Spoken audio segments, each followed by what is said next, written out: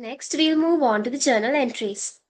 Under SLFRS 16, when a lease is taken, we should record right of use asset account and as well as lease liability account.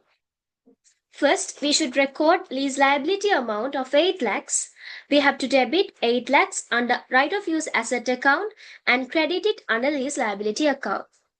So, under the lease liability account, we should credit as right of use asset account 8 lakhs under the right of use asset account as lease liability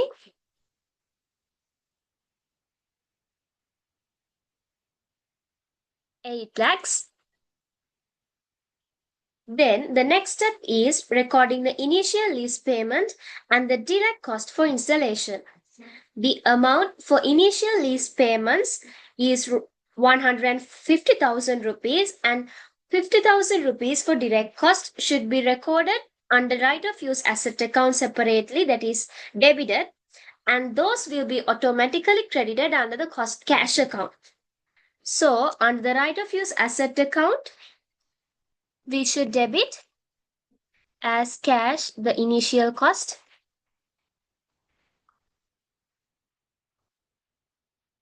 which is 150,000, and as cash the direct cost 50,000. After that, we should record interest expense amount of the lease liability. We should do a pre-work for this. Interest is calculated as opening lease liability into interest rate. So in the pre-works, we should calculate it like this. 8 lakhs into 10% is 80,000. We should take a separate journal account as lease interest account.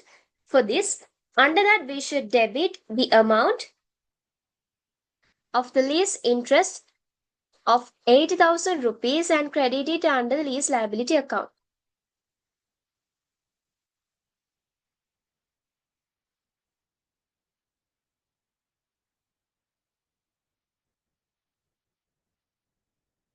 It is 80,000 and under the lease liability account we should credit it as lease interest 8,000.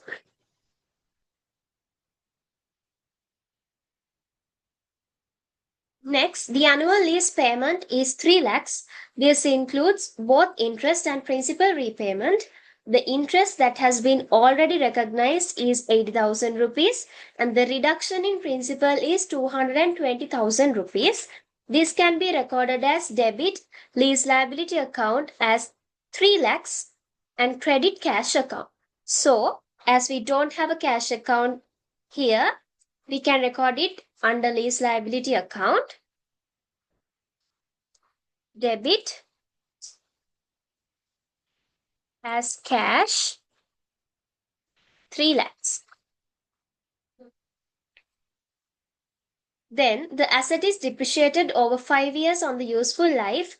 Before calculating it, we should balance off the right of use asset account to get the depreciation amount. So,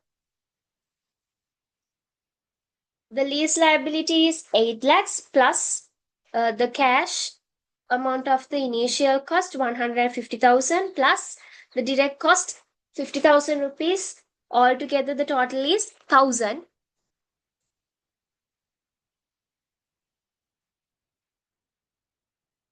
So the balance carried down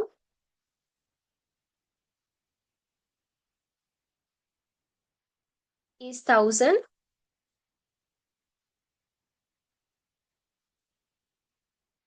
And the balance carried forward is also 1,000.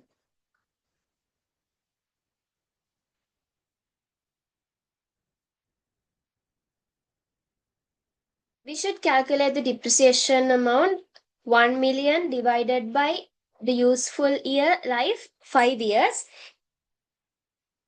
It is 200,000 rupees, and that amount is debited under depreciation expense account and credited under the accumulated depreciation account. So, in the lease depreciation account, as accumulated depreciation 200,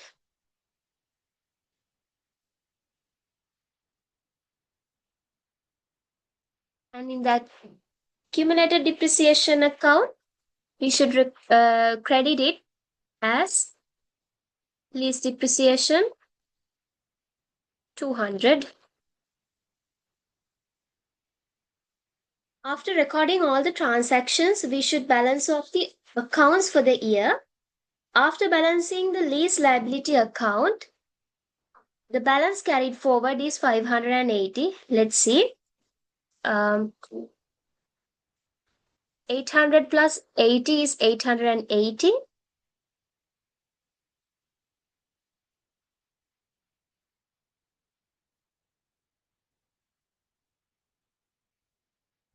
We should deduct this 300 from 880. That's come 580. That is the balance carried down.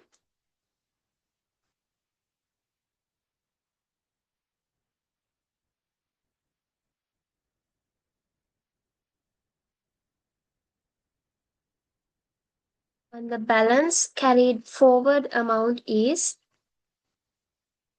508.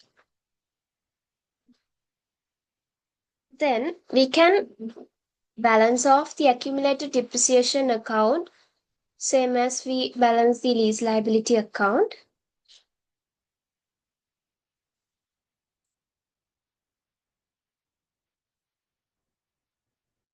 The balance carried forward is 200. So the balance carried down, same goes like that. 200.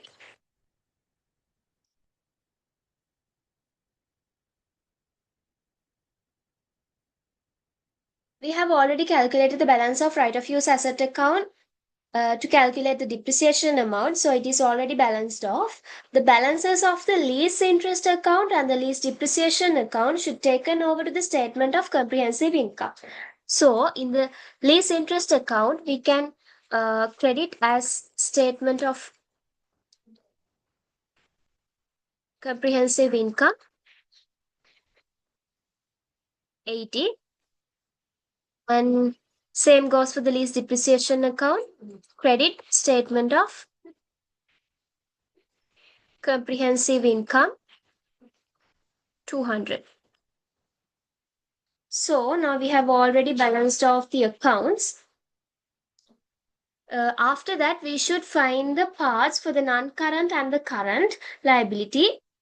The amount we have balanced off from the lease liability account is 580,000 rupees, and that is divided into current and non-current part. To calculate the current part, the next year premium is 300,000 rupees. From that, we should deduct next year's interest. 580,000 rupees into 10 percentage is 58,000. 300,000 rupees minus 58,000 rupees is 242,000 rupees. To find the non-current part, the liability account is 580,000 rupees minus the current part 242,000 rupees is 338,000 rupees. So the current part is 242,000 rupees and the non-current part is 338,000 rupees. Next, we'll move on to the financial statements. In the statement of income, the company has two expenses related to the lease. Lease depreciation, 2 lakhs, under administration expenses. Lease interest, 80,000, under financial expenses.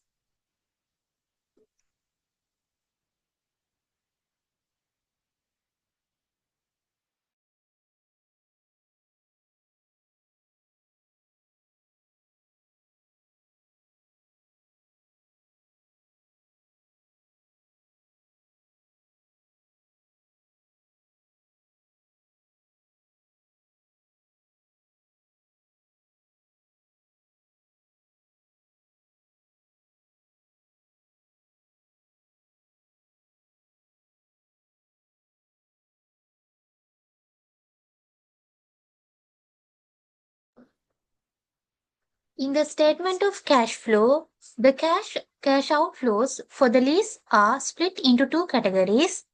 Under operating activities, the lease interest paid 80,000. Under financial activities, the lease payment paid 520,000.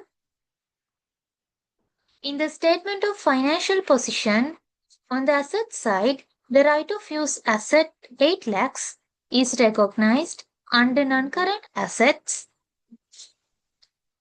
At the year end, the lease liability is split into two categories, non-current liability part and current liability part. The non-current liability part, lease liability 338,000, and the current liability part, lease liability 242,000. That's come to the end of our calculation. Hope you all understood the calculation. Thank you.